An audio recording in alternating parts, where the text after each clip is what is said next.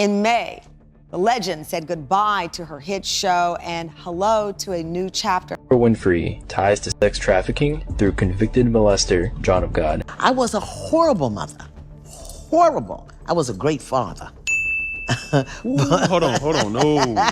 When I get an intuitive hit or guidance to do something. Again, because we're looking at her with a long coat and scarf and the hat. Do we all have the possibility in our own way to be a medium for God? Todos nós somos médium. Today, we're diving into the real reason why Iyanla Vanzant, at 71, finally opened up about leaving the Oprah Winfrey Show. After nearly a decade on the show, Iyanla's departure raised questions, sparked controversy, and even led to some wild conspiracy theories involving Oprah herself. Make sure to watch until the end, because we're uncovering everything from Iyanla's struggles with public criticism and death threats to her new journey in life. Let's get right into it. After 9 years on the Oprah Winfrey Show, Iyanla Vanzant made a life-changing decision to walk away. And, as she revealed, she wasn't nervous about it at all. She had full confidence in her choice and never once doubted it. For Iyanla, this wasn't just about leaving a job, it was about finding peace and freedom from constant scrutiny. Can you imagine the kind of pressure she must have felt? Not just from critics, but from the public in general.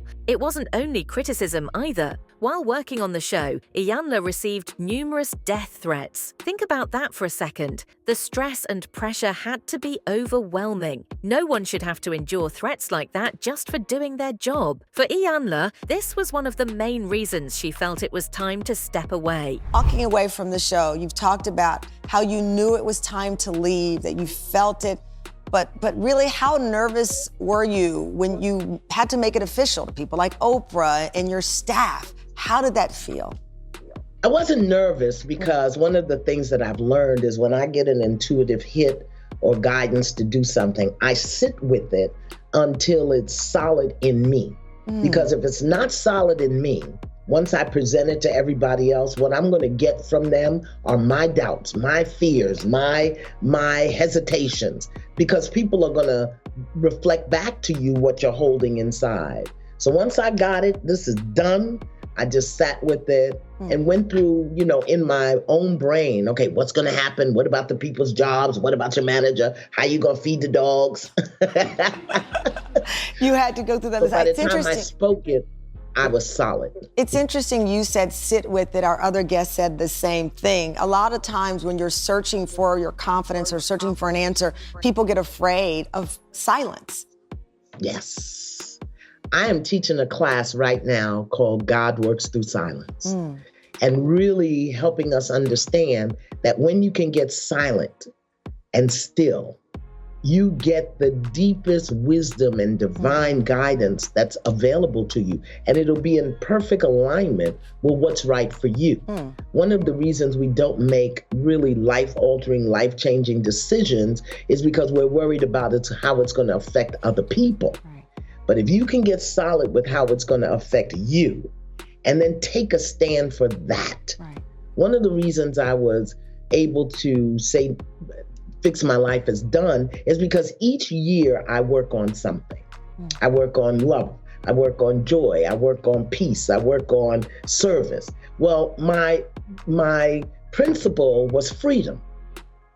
I wanted freedom. Freedom to be, to do, to go. And doing a show, you don't have no freedom. So I took a stand for what I value. Well, this is why this shocks me, Iyanla. You talked about the freedom. I was stunned, the team was stunned when we heard that part of that freedom you desired was being free of criticism and being scrutinized, and that people watching the show would scrutinize things like your hair and your nails, and you'd just grown tired of folks being what you said was mean and nasty. Yeah, I'm very sensitive to energy. And so, and because you go into people's homes, you're in their bathroom, you're in the kitchen, you're in their they think they know you. And they think they have a right to say certain things because we're not clear and conscious of the energy we send out. So through the emails, through the social media, people will come into my home. I was getting death threats because they didn't like something I said or did. And I'm like, I want to be free of this. I don't want this. You were getting death threats? Yeah, I got death threats around certain shows, around certain issues, around things that I said. Now, Iyanla's decision to leave naturally led to a lot of questions and speculation. And of course, one of the biggest names to come up was Oprah Winfrey herself. People started wondering if Oprah had any hand in pushing Iyanla out, or if there was more behind the scenes that we didn't know about. Some folks even suspected that Oprah could have done more to protect Iyanla, especially considering the death threats. Despite all the talk, neither Oprah nor Iyanla has ever hinted at any real animosity between them. In fact, they both seem to keep up the image of a good friendship, at least publicly. It's possible that they truly are friends, or perhaps there's just a mutual respect. But for some, that wasn't enough to shake off the theories. People still wonder, did Oprah somehow push Iyanla out of her show? Again, because we're looking at her with a long coat, the scarf, and the hat.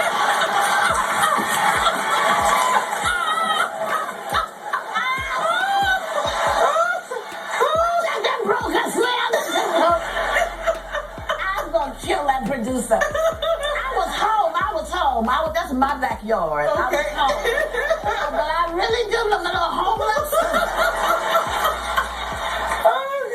Oh, gosh. Help us, Lord. Help us. Oh. Okay, so Iyanla wanted to say, it's not that bad, okay? But you know, Jamia used to get on me about going in the street looking bad, Yes. high water pants, and I'm throwing that coat and that hat in the trash. No, the coat is fine. The coat is great. You don't need the coat and the hat together, okay? Iyanla is here.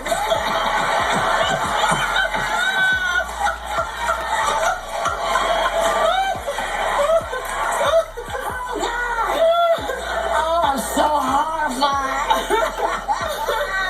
Okay. I know Jamia is staying doing this to me right now.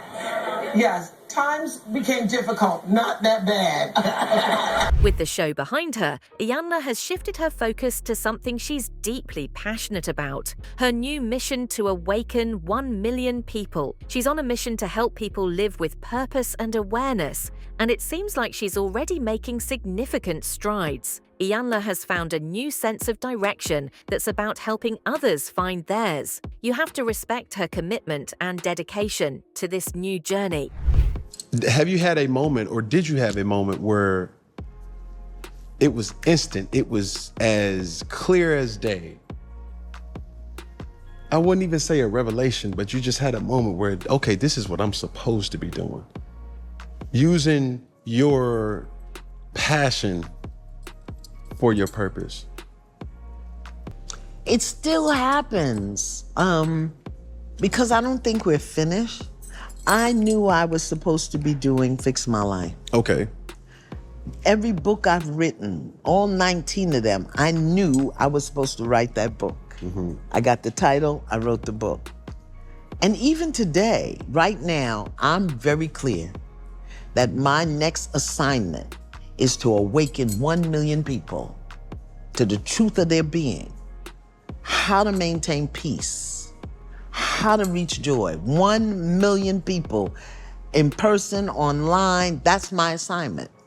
And if it takes me till it won't take me long nowadays with social media. with social media. But you know why, beloved? Too many of us are suffering from things that are beneath us. We are suffering from things that are beneath us. We are suffering from broken hearts because we don't know how to forgive. We're suffering from cursing ourselves because we don't know how to speak affirmatively and appropriately. We're suffering in our relationships because we don't know how to be together.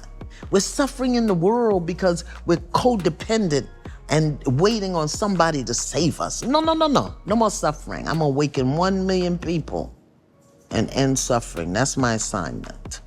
And with more time away from the spotlight, she's also been able to reconnect with her personal life. Iyanla has talked openly about her family, admitting that she was, in her words, a horrible mother but a great father. This was due to her having to take on many roles in the family because her husband was often unreliable. Taking on so much responsibility clearly shaped her, and now she's had time to reflect on her past and focus on her loved ones. I was a horrible mother. Horrible. I was a great father. Ooh, hold on. No, we gotta unpack that. We gotta unpack that. Meaning I was what? a horrible mother, meaning when my kids were growing up, I didn't know what mothering was. I didn't understand it. So, and because the father wasn't in the home right. in a positive way, I did the providing, I did the protecting, I did the guiding, and I didn't do the nourishing, the nurturing, the affirming. I didn't do that. I didn't have time. I had 3 kids and a job and a crazy man.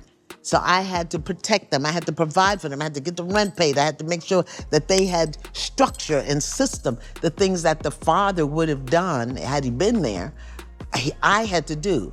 So I didn't have time to wipe boo-boos and bake cookies and tell you how cute you are and how much I love you. Come on, let's get this done. We got to go. That's daddy. Come, baby. Let me tell you what we're gonna do today. That's mommy. I didn't get a time to do that. That second go around as a grandparent. Now I do that. Yeah. Yeah, now okay, come here. Let's talk about it. What does it mean? And instead of giving orders and directions, I have conversations. Right. Instead of just giving, don't do, I teach my grandson about boundaries. You have a right to say yes, you have a right to say no, you have a right to be respectful. Okay, tell me why you're saying no. What do you fear? What do you feel? Just a completely different way, because I don't have to worry about the rent and food and school and homework and those kinds of things. So I was a great father. I was a great father. And then I'm an alpha female. I know. But I know how to wear it. Yeah. I didn't at that time. And I chased many men away because I didn't know how to wear my alpha. I do now. I think a lot of people, let me just speak for myself. I see a different version of my father, how he grandparents rather than how he parents. Yeah. And it's such a softer, hold on, who is this guy? Who are you? What did you do with my father? and that whole thing to me is crazy, but it's also fulfilling to see. My dad is not the emotional, available person. That's just who he was. He wasn't that. He's still not that. You know what I'm saying? He's just one of those guys bruh, I ain't gonna tell you I love you, but if it's 3 a.m. and you need somebody to call, I'm gonna answer. Since leaving the show, Iyanla has notably kept a distance from Oprah. And given recent allegations, it's not entirely surprising. Over the years, Oprah has faced increasing scrutiny and criticism, particularly about some of her choices and associations. Some of her friends have even felt backstabbed by her. Oprah has done and said some pretty questionable stuff. In fact, some people have even accused her of defending child abuse on her show. I mean, if you're 7 years old and somebody, which I was trying to say this to my friends who had children, you're 7 years old and someone is stroking your penis, it feels good. Right. Even though you don't have a name for what that is, it feels good. Yeah. And when I first said this years ago, people were like, you're crazy, because everybody wants to believe it's like sexual assault and you're being thrown up against the wall and you're being raped. And I have said for years, if the abuser is any good, you won't even know it's happened. You will be in it and you won't even know it's happened. And if the abuser is any good, he or she is going to make you feel like you're a part of it. I mean, and nothing is more being a part of it than what we discussed earlier. Not to mention, Oprah has a history of being friends with questionable figures like Harvey Weinstein, Jeffrey Epstein, and John of God. Oprah's connections have raised a lot of eyebrows. These associations have left some questioning Oprah's character. For Iyanla, it seems this distance has been beneficial, allowing her to chart her own course without Oprah's influence or any of the public's assumptions weighing her down. Oprah Winfrey ties to sex trafficking through convicted molester John of God. Now, this guy's crazy. I actually get a few chills from the story. I done extra research into John of God, doing a few more articles, and this guy's connected to some supernatural entity or something. Like, there's something going on. Anyway, Oprah Winfrey and her BFF. The man in this photo is, quote, John of God. Oprah promoted him as a miracle healer. This man kept women chained to impregnate so he could sell their babies for organs, adrenochrome harvesting for sex trafficking, for satanic sacrifice, and who knows what else. He was arrested in December of 2018. Did you hear about it in the mainstream media? No. There are more photos of Oprah and John of God. This is John of God and Maria Donovich. Oprah legitimized the notorious sex criminal Joe Teixeira, aka John of God, as a miraculous faith healer, one who could cure cancer, giving him international recognition. Joe Teixeira is now serving 19 years in prison for the rape of 4 women. He is facing additional cases related to several sex crimes, including keeping teenage women as sex slaves in underground mines, forcing them to have his children, and selling their babies internationally for tens of thousands of dollars before murdering the women after about 10 years of childbirth.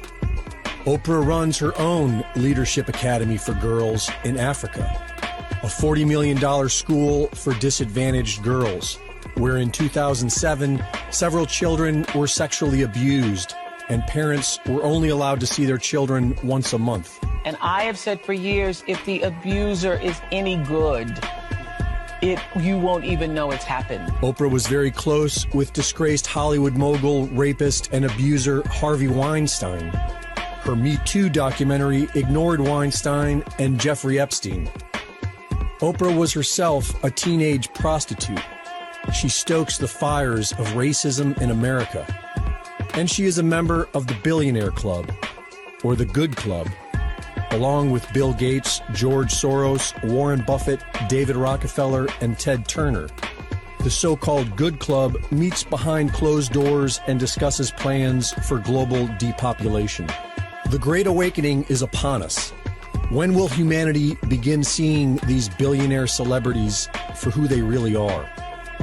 With a new life direction, Iyanla has even started her own podcast. This new project is yet another way she's reaching out to people, aiming to inspire and support them on their journeys. It's her platform, her voice, and her message. Now she can finally say what she wants without fear of censorship or judgment from any network.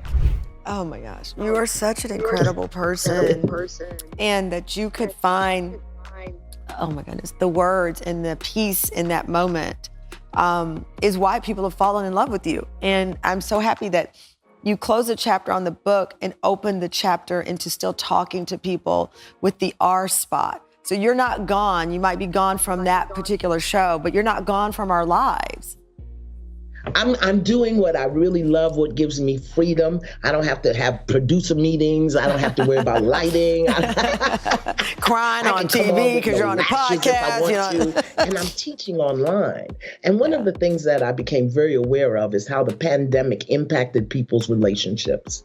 And how nowhere in our life, not elementary school, church, college, do people give us the skills and the tools to make our relationships better. Yeah. We hear about what to do, but what are the everyday practical skills and tools? Yeah. So the R spot is going to be my podcast, like the G spot. I want to get into those places that make relationships better. Well, I love it. Congratulations on it all. We love you, Iyanla. The R Spot podcast with Shondaland and iHeartMedia is set for release. And thank you so much for joining us again. So what do you think about Iyanla's decision to step away? Was it a smart move to focus on her personal mission? And do you believe there's more to the story with Oprah? Let us know your thoughts in the comments below. That's it for now. Don't forget to like, subscribe, and hit that notification bell for more deep dives into the stories that shape entertainment. Thanks for watching, and we'll see you in the next one.